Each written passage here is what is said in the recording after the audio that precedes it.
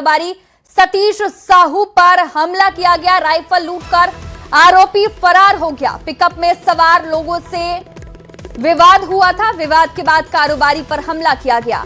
आरोपियों ने कारोबारी का सिर फोड़ा। रातू थाना क्षेत्र की ये पूरी घटना है। घायल कारोबारी का फिलहाल इलाज जारी है। ये तस्वीर मैं आपको दिखा रहे टीवी स्क्रीन पर। रांची से बड़ी खबर, जहां जमीन कारोबारी पर बड़ा हमला हुआ है।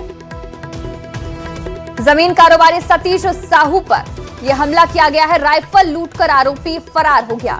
पिकअप में सवार लोगों से विवाद हुआ था और विवाद के बाद कारोबारी पर हमला किया गया।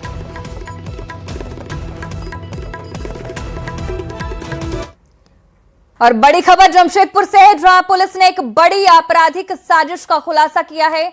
कुख्यात मनीष सिंह गिरोह के सदस्य श्रेंकी गोहिल को गिरफ्तार किया गया है। श्रेंकी गोहिल पर जुगसलाई थाना में आर्म्स एक्ट का केस दर्ज है। बुधवार को सिटी एसपी ललित मीणा ने पूरे मामले का खुलासा किया। उन्होंने बताया कि घाघीडीह जेल में बंद कुख्यात अपराधी मनीष सिंह अपने सहयोगियों के साथ मिलकर शहर में दहशत फैलाने, अवैध उगाही करने और किसी की हत्या की साजिश रच रहा था। इस सूचना के आधार पर पुलिस की एक विशेष टीम गठित की है। कुछ जगहों पर दबिश और छापेमारी की गई और उसी क्रम में ये व्यक्ति गोलमुरी थाना क्षेत्र में एक जगह से अपने फ्लैट से पकड़ा गया।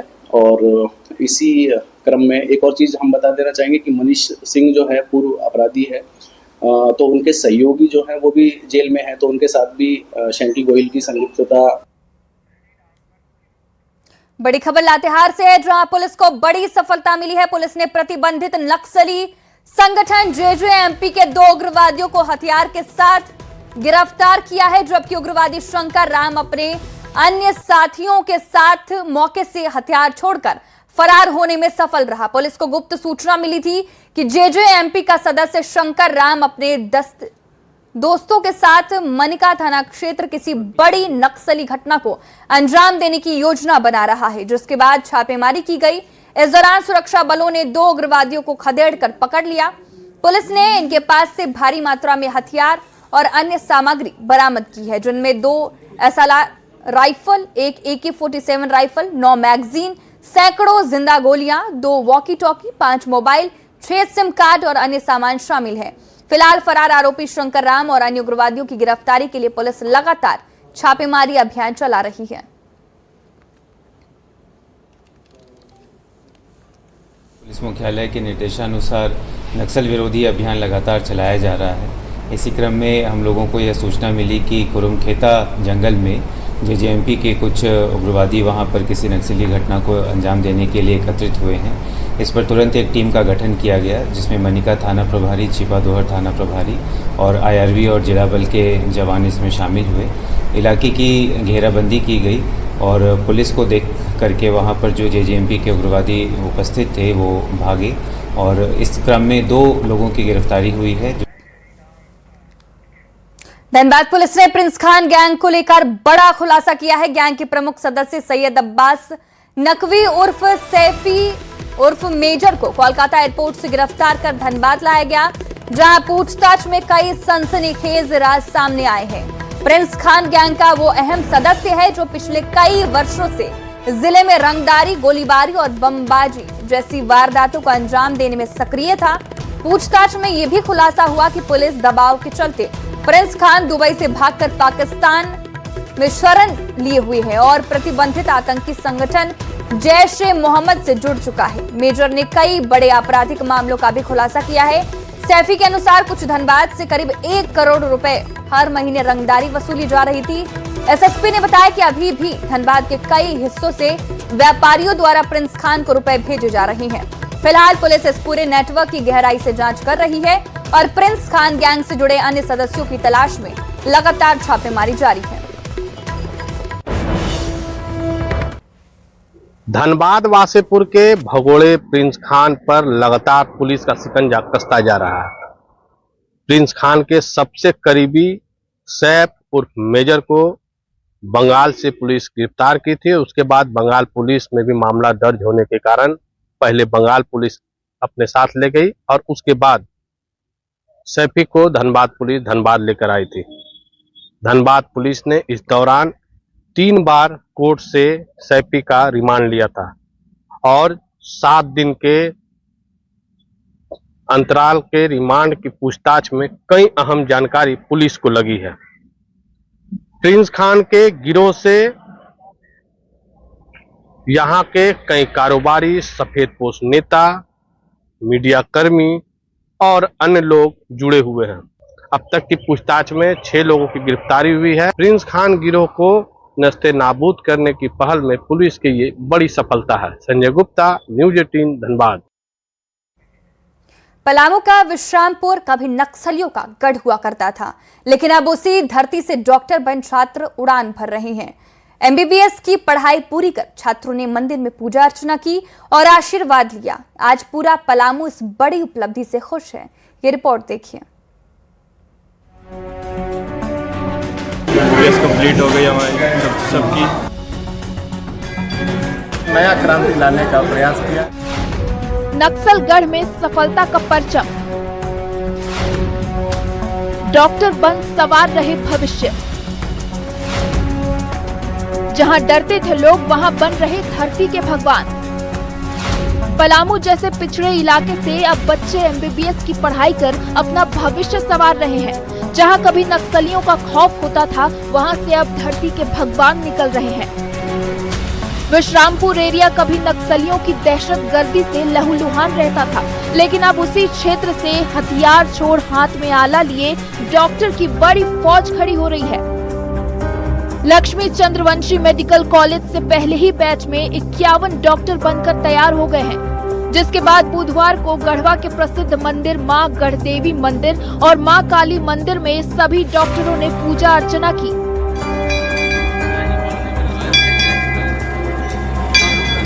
सभी छात्रों ने माता रानी से आशीर्वाद लिया। अब सभी छात्रों को डॉक्टर की उपाधि मिल गई है। ग्रामीण क्षेत्र से इतनी बड़ी संख्या में एमबीबीएस डॉक्टर निकलना झारखंड वासियों के लिए बड़ी सफलता है।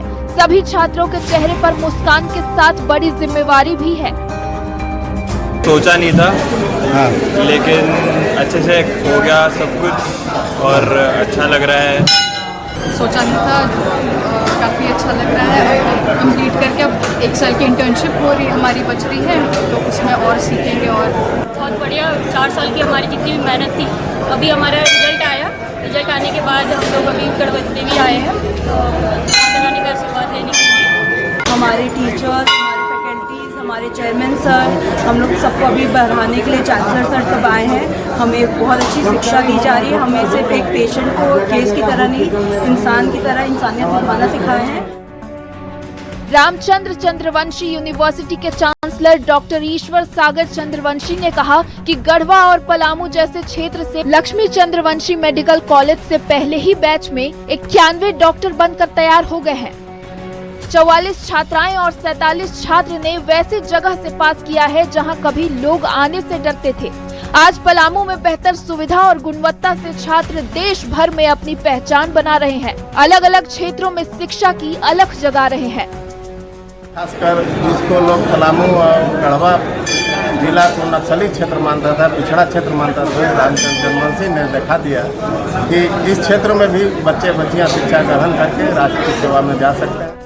फिलहाल छात्र एमबीबीएस डिग्री हासिल कर खुशी मना रहे हैं और जो कभी नक्सलगढ़ था उसे शिक्षा की रोशनी से जगमगा रहे हैं। पलामू से संवाददाता नील कमल की रिपोर्ट। और रांची से इस वक्त की बड़ी खबर सामने आ रही, जहां पूर्व मंत्री आलमगीर आलम की मुश्किलें बढ़ती हुई नजर आ रही है। डिस्चार्ज पिटीशन हाईकोर्ट से खारिज हो गया है। आलमगीर ने हाईकोर्ट में चुनौती दी थी। ट्रायल कोर्ट की ओर से गठित आरोप को निरस्त करने की मांग रद्द कर दी गई है। मनी लॉन्ड्रिंग की धारा 3-4 को चुनौती दी गई थी।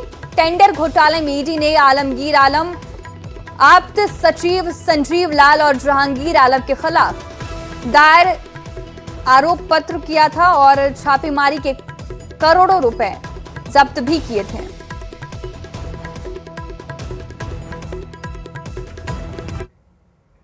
और सरायकेला के खरसावा जिले में एक दर्दनाक घटना सामने आई है, जहां तिरुलडी में बिजली के तार की चपेट में आने से एक हाथी की मौत हो गई। सूचना मिलते ही वन विभाग के अधिकारी तुरंत घटनास्थल पर पहुंचे। स्थिति का जायजा लेने के बाद पशु चिकित्सा विभाग को सूचित किया गया, जिसके बाद हाथी का पोस्टमार्टम कराया गया। प्रारंभिक जांच में बिजली के तार से करंट लगने से मौत का कारण माना जा रहा है। वन विभाग द्वारा मामले की विस्तृत जांच की जा रही है ताकि भविष्य में इस तरह की घटनाओं को रोका जा सके। ये तो प्रथम दृष्टया एकदम क्लियर प्रतीत हो रहा है कि ये इलेक्ट्रिक करंट इंजरी से ही इसकी डेथ हुई, लेकिन फिर भी कंफर्मेशन के तौर पर जो है सो हम लोग जो भी हमारा सैंपल होता है वाइटल ऑर्गन्स, जैसे हार्ट हुआ, किडनी हुआ, लिवर हुआ, इंटेस्टाइन हुआ, और जो भी हमारे वाइटल ऑर्गन्स है। खबर जमशेदपुर से है, जहां टाटानगर रेलवे स्टेशन के 3 नंबर प्लेटफॉर्म पर बड़ा हादसा हो गया। 3 नंबर प्लेटफॉर्म पर खड़ी मालगाड़ी के ऊपर चढ़ा युवक का हाई टेंशन की तार की चपेट में आ गया, जिससे युवक गंभीर रूप से झुलस गया। आरपीएफ की टीम ने घायल युवक को आनंद फानन में रेलवे अस्पताल पहुंचाया, जहां युवक की हालत गंभीर देखकर एमजीएम अस्पताल रेफर किया गया। वहीं आरपीएफ की टीम युवक की पहचान में जुटी है। बताया जा रहा है कि युवक मानसिक रूप से बीमार था। तो ये तस्वीर देखिए, तस्वीर चौंकाने वाली भी है। और देखिए किस तरीके से मालगाड़ी के ऊपर ये शख्स चढ़ जाता है, जो हाई टेंशन तार की चपेट में आ जाता है, जिसके बाद आरपीएफ के जवान इसे अस्पताल में भर्ती कराते हैं। और ये तस्वीर हम आपको दिखा रहे हैं। शायद वो ऊपर चढ़ा हुआ था, पार कर रहा था कि क्या कर रहा था पता नहीं। तो वो जैसे ही खड़ा हुआ ना, तो एक बार में ऊपर शायद वायर सटा तो नीचे गिर गया। तो उस समय उसको उतना नुकसान नहीं हुआ, सही सलामत था, बॉडी जला भी नहीं था पूरा। तो पब्लिक जब पूरा चिल्लाने लगा कि नीचे झुको झुको, खड़ा मत हो, दोबारा वो चंगमा खड़ा होने का कोशिश किया। तो जब दोबारा वो खड़ा हो गया ना, तो सटा तो पूरा आग का लपेटा उसका बॉडी में जल गया। खबर धनबाद से है, जहां बरवा अड्डा थाना की कार्यशैली पर एक बार फिर सवालों के घेरे में है। जमीन विवाद में दर्ज हिंसक झड़प मामले में पुलिस पर एक तरफा कार्रवाई करने का आरोप लगाया जा रहा है। यहां पदस्थापित दरोगा नवल किशोर सिंह पर गंभीर आरोप लगे हैं। आरोप है कि दूसरे पक्ष में मोटी रकम देकर पुलिस एक तरफा कार्रवाई कर रही है और घरेलू विवाद के आरोपी को जबरन हिरासत में लेने की कोशिश की गई। वहीं पीड़ित पक्ष ने महिला के साथ दुर्व्यवहार का भी आरोप लगाया। वहीं डीएसपी मामले को गलत बताते हुए कानून के तहत कार्रवाई करने की बात कह रहे हैं। इस पूरे घटनाक्रम के बाद पीड़ित परिवार ने न्याय की गुहार लगाई है और संबंधित दरोगा के खिलाफ सख्त कार्रवाई की मांग की है। पटेलिंग वाला ने सहारा दिया, कुछ सहारा देने के बाद उन लोग बोला उठा के इसको ले चलो। जिस बीच हमको ले जा नहीं पाया, बोला मारेंगे पीटेंगे। अगला 3 लाख रुपया इसको दिया गया है, जिसमें से हमको बोला 50,000 दो। हम बोले भैया गरीब आदमी हम कहाँ पाएंगे से देंगे, जिसमें से हमको आके यहाँ धमकी देने लगा। चाचा का दुकान पर आए थे हम, वहाँ पर चाचा को मारपीट अरेस्ट करने लगा। उस समय जब रोकने गए तो हम पर भी भाताबाई करने लगा, बेलोज भी फाड़ दिया, मंगलसूत्र भी छीन लिया, बाल पटक के नीचे गिरा दिया। उसका बाद हम आवेदन बना के बड़ा बाबू के पास एफआईआर करने गए, हम लोग का भी एफआईआर नहीं लिया और हम लोग को उल्टा अपने सरकारी केस में। और वर्चुअली वो जमीन विवाद लेके दोनों कुछ दिन पूर्व ही दोनों के बीच में मारपीट हुई थी। काफी गंभीर रूप से दोनों पक्ष जख्मी थे, जिसमें कि पुराना 307 के ही अभी वर्तमान 109 के तहत केस किया गया और दोनों की गिरफ्तारी के लिए लगातार छापामारी चल रही थी। एक पक्ष से पकड़ा करके व्यक्ति जेल भी गया हुआ है। वर्ल्ड रिकॉर्ड तैराक ईशांक सिंह को जेएससीए सम्मानित किया गया है। रांची के रहने वाले ईशांक ने श्रीलंका के तलाईमन्नार से धनीश कोटी तैराकी की थी। ईशांक ने 30 अप्रैल को श्रीलंका के तलाईमन्नार से अपनी तैराकी शुरू की और 29 किलोमीटर लंबे पाक जल डमरू मध्य को 9 घंटे 50 मिनट में पार कर तमिलनाडु के धनुषकोडी पहुंचकर एक बड़ी उपलब्धि हासिल की, जिसके लिए जेएससीए अध्यक्ष समेत पूरी टीम ने उन्हें सम्मानित किया। ईशांक के साथ साथ उनके कोच बजरंग को भी सम्मानित किया गया। खबर चाईबासा से है, जहां सोनुआ और गोइलकेरा प्रखंड के 50 से अधिक गांवों के लिए बन रही 58 करोड़ की जलापूर्ति योजना का काम 7 वर्षों से भी पूरा नहीं हुआ है। इस योजना का काम वर्ष 2021 में पूरा होना था। विभाग से मिली जानकारी के मुताबिक इस योजना में अब तक 57 करोड़ से अधिक राशि खर्च हो चुका है। इसके बावजूद ये योजना अब तक अधर में लटकी हुई है। योजना का कार्य पूरा करने को लेकर विभाग और संवेदक की उदासीनता से क्षेत्र ग्रामीणों में नाराजगी है। चाईबासा जिला के कई जलापूर्ति योजनाएं अधूरी पड़ी हुई है, जिससे लोगों को इसका लाभ नहीं मिल पा रहा है। पश्चिम सिंहभूम जिला के सोनवा और गोलकेरा प्रखंड क्षेत्र में 58 करोड़ की लागत से बन रहे जलापूर्ति योजना का काम भी अधूरा पड़ा हुआ है, जिससे 50 से अधिक गांवों को लाभ मिलना है, लेकिन योजना अधूरा रहने के कारण अब तक इसका लाभ लोगों को नहीं मिल पा रहा है। अभी मैं गोलकेरा प्रखंड के बीला पंचायत क्षेत्र में मौजूद हूं और ये जो जलापूर्ति योजना आप देख रहे हैं, इसका काम भी लगभग 2 वर्षों से इस तरह अधूरा पड़ा हुआ है। इस पंचायत में हर गांव को पानी का सुविधा देने का काम कर रही थी, लेकिन अभी तक इस योजना से कोई भी किसी भी घर या किसी आदमी को अभी तक पानी का सुविधा नहीं मिला है। अगर आज तक कोई ग्रामीणों को एक बूंद भी पानी का नसीब नहीं हो रहा है, इसको लेकर के हम लोगों ने ग्रामीण स्तर पर कई बार बैठक भी किए। अब देखना यह है कि विभाग द्वारा इस पर क्या संज्ञान लिया जाता है और कितनी जल्दी इस जलापूर्ति योजना को पूर्ण किया जाता है, जिससे कि क्षेत्र के लोगों को इसका पूरा लाभ मिल सके। रूपेश प्रधान, न्यूज 18, चाईबासा। 5 राज्यों में हुए चुनाव और नतीजों का असर क्या झारखंड में भी देखने को मिलेगा? सवाल इसलिए भी क्योंकि बीजेपी की नजर अब सिर्फ झारखंड पर टिक गई है। वजह बिल्कुल साफ है, गंगोत्री से महासागर तक के मिशन में झारखंड डीप पैच साबित हो रहा है और अब झारखंड मिशन लोटस का सबसे अहम टारगेट बनता दिख रहा है। ये रिपोर्ट देखिए।